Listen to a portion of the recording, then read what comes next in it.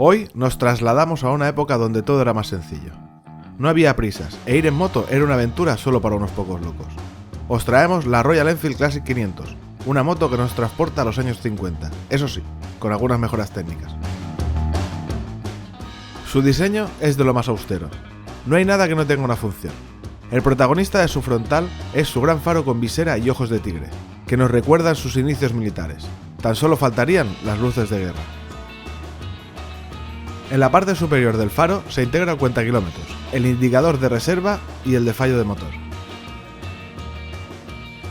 Su depósito tiene una capacidad de 13 litros y cuenta con protectores para las rodillas. Contamos con un asiento monoplaza con muelles y otro asiento para el pasajero.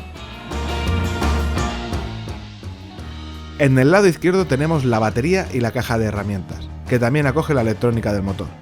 En la derecha, un embellecedor tapa parte de la inyección y el filtro de aire.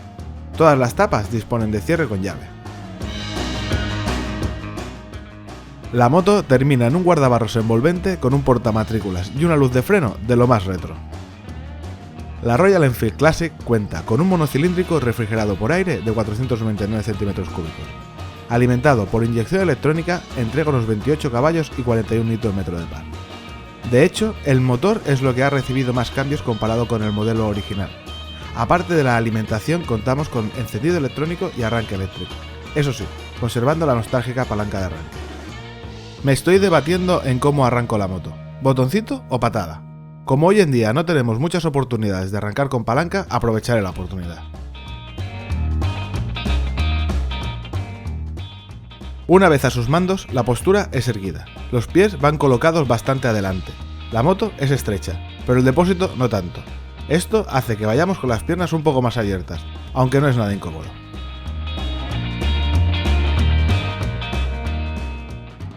Una vez en marcha, no defrauda. El sonido que desprende su gran escape cromado es embriagador.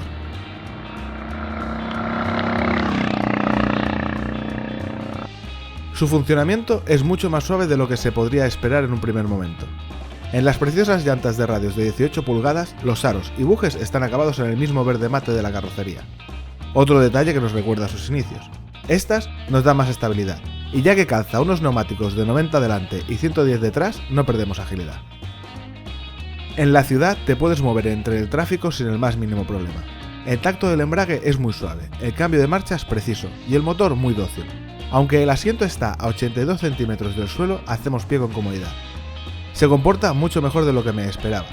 Tiene un radio de giro comparable al de un scooter, eso sí, con más estilo. Pese a estar rozando los 190 kilos, la podemos mover con soltura. De hecho, parece que pese mucho menos. Para ser un diseño de los 50, encaja muy bien en las congestionadas urbes del siglo XXI. Ha llegado la hora de escapar de la ciudad. En las vías rápidas es donde empezamos a acusar la falta de potencia. No es que no podamos ir a 120, poder se puede, aunque las vibraciones a partir de 100 se vuelven bastante molestas.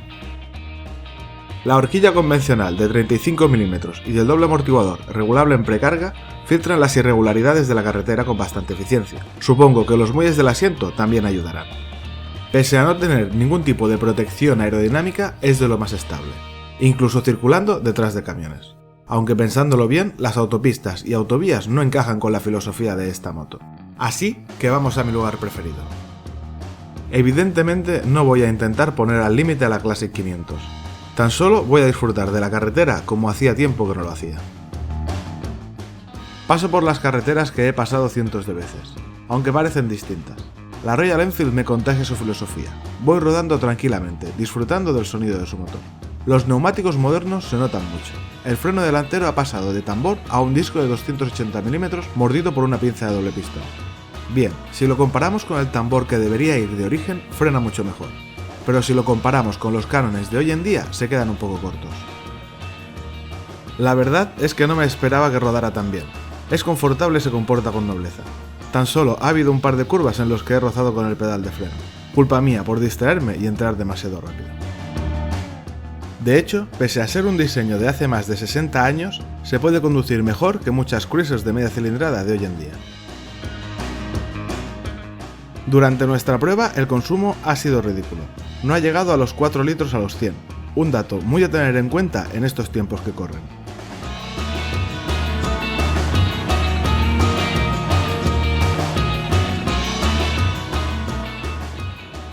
La velocidad, el comportamiento en curva, todo esto pasa a un segundo plano.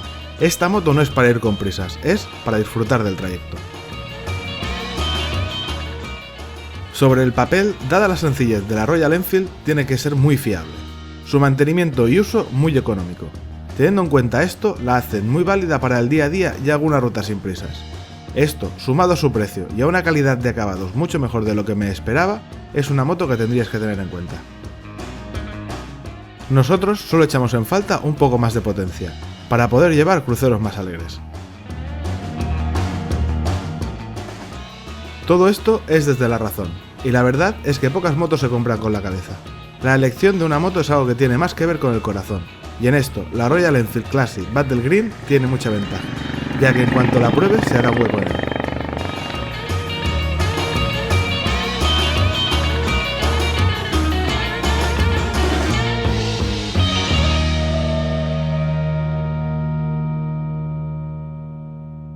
Si te gustó el vídeo, no olvides darle al me gusta y suscribirte al canal.